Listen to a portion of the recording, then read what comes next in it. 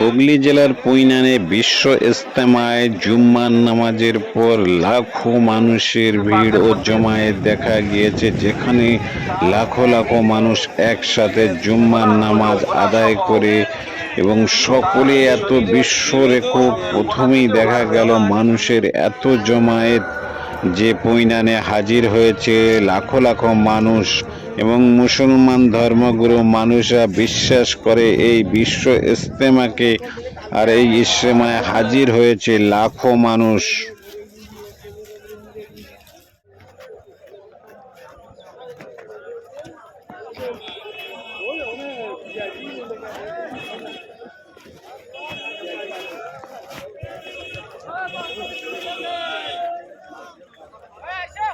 আমার এখানে না এই ধুলোটা বেশি কষ্ট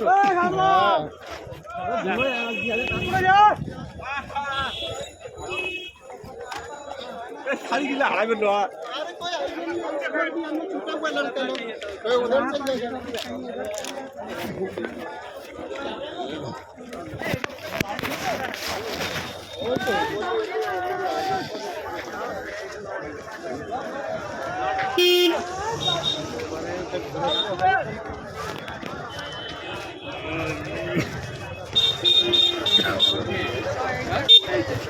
এই তো এই যে